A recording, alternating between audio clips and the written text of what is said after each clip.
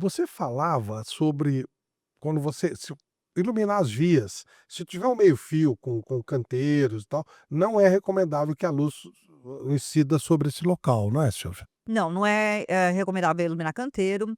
Por exemplo, estudos na Austrália. A Austrália é interessante, porque quando ela faz as legislações, ela segue algumas internacionais, mas ela faz a legislação própria. Eles estudam muito, fazem muito estudo de impacto. E lá eles falam que é muito mais importante você, iluminar as travessias de pedestre, as zonas onde você tem algum tipo de conversão, do que iluminar todas as vias. Porque não precisa iluminar toda a via. O carro tem o farol. Mas assim, quando você ilumina bem a faixa de pedestre, é o principal. Se você ilumina a calçada e essa travessia, que são as zonas de conflito, onde pode acontecer um acidente, está mais iluminada do que os demais. Eh, nessa nova, legislação que a gente aprovou o ano passado, que é a 5101, que saiu em março de 24, né, que foi o ano passado, que está, em vigor, já tem uma recomendação lá de limite de temperatura e de cor de luz nas vias de 2.700 Kelvin, é a recomendação de se usar 1.800.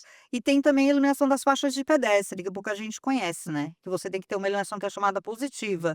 Então a luz tem que entrar antes da faixa de pedestre e um tipo de lente, assimétrica para jogar a luz na faixa e o pedestre estar bem iluminado, porque daí o motorista vê. Porque se a faixa de pedestre está mais escura do que a via, o motorista não enxerga. E aí acontece o atropelamento, inclusive em cima da via. Perfeito. Para a gente encerrar, e eu quero te convidar já para daqui a alguns dias a gente entrar num podcast já com uma outra companheira que os assuntos batem, né. Há algum tempo o prefeito, o então prefeito Gilberto Kassab, ele, proibiu o uso de outdoors, aqueles outdoors iluminados, que é uma coisa que em muitos lugares a gente vê, por exemplo, em Nova York, né, a gente vê em Las Vegas talvez seja o ponto mais colocado. E eu achei aquilo um retrocesso, mas parece que ele estava certo então. Sim, aquele foi um projeto IAB, né, que é contra a poluição visual, né, que é, a que acaba atrapalhando a cidade, inclusive a poluição luminosa. Poluição luminosa aqui no Brasil ainda não está bem discutida, inclusive a poluição luminosa, ela é um dos fatores que impede que a gente visualize as estrelas. Aqui em São Paulo tem gente que acha que a gente não enxerga estrela por causa da poluição do ar, que é poluição. Não é, é por causa da poluição luminosa. Então quando você acende muita luz, cria aquele halo luminoso no céu, impede que você enxergue as estrelas. Se apagasse todas as luzes em São Paulo, a gente enxergaria as estrelas, Mesmo com a poluição. mesmo com a poluição do ar. Então tem questões aí que eu acho que o Gilberto Kassab fez muito bem em aprovar essa lei, devia ser uma lei federal, né, para proibir todo o país de adotar esses, estilo Las Vegas, né, porque Las Vegas está na contramão do que o mundo prega, né. A França, por exemplo, que é uma cidade que discute, muita questão da saúde pública, né, eles têm apagado a luz em alguns localidades e zonas residenciais da meia-noite às 5 da manhã. E no primeiro momento a população falou: "Ah", ficou um pouco com medo, né, do que ia acontecer, mas assim, tá 100% aprovado na maior parte dos lugares. Porque a violência tem gente que fala que é causada no escuro, e não é. Se a gente pegar estatísticas, a gente vai ver que o crime acontece mais de dia do que à noite. E se a gente pensar de dia, tem muita luz.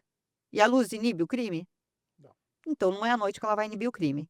Então não é a questão não é o escuro, a questão é que a sociedade é violenta e a gente tem que mitigar essa violência de outras formas.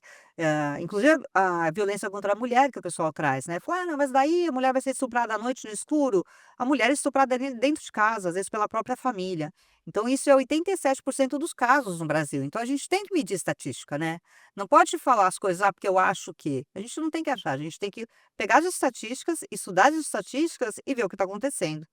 Eh, eu gosto muito desse tema, eu acho que a gente precisa preservar, porque se a gente não tomar cuidado, a gente vai acabar com tudo, e a luz artificial é terra arrasada, acaba com tudo. Mata planta, mata bicho, mata sapo, mata o vagalume, que é o primeiro que desaparece da paisagem quando você entra com luz artificial. E é uma pena, né, porque vagalumes são lindos. É, tem poucos agora, né. É, quando era criança eu lembro que eu adorava brincar com Eu vagalume, você também. também devia Claro, claro. conhecer, né, nos canteiros, sempre tinha, e hoje Hã. em dia não tem mais aqui em São Paulo. Eles são vítimas da São vítimas da poluição luminosa, da luz artificial à noite, porque a fêmea ela fisca, né, pra chamar o macho, E quando você tem luz artificial, eles não se enxergam, né, porque a luz é muito forte e é mais Não forte se do que chega, não se acasalam, não vai se desaparecendo. acasalam e vai desaparecendo. Isso com tudo, sapo é assim, minhoca você viu que é assim, o ser humano também, tem algumas pesquisas que dizem que a infertilidade, uma das causas é poluição luminosa, mas isso não está ainda comprovado, isso são estudos ainda que o pessoal está fazendo, mas é possível também. Mas seguramente o ser humano deveria obedecer o que a natureza manda. Sim, Com devia luz, dormir cedo, ou seja, escureceu, vai dormir. vai dormir, faz a última refeição quando anoitece e deita e vai descansar e vai dormir. E sem televisão que é mais difícil, né. Ah, sem celular, Sem deitar com celular. celular, que é terrível também, que a gente às vezes à noite tá lá Aquela luzinha fuçando, do celular atrapalha incomoda, muito, né? atrapalha muito. Tanto é que tem um filtro, né, de luz azul nos aparelhos eletrônicos, que é bom até que se habilite eles, né, no período noturno.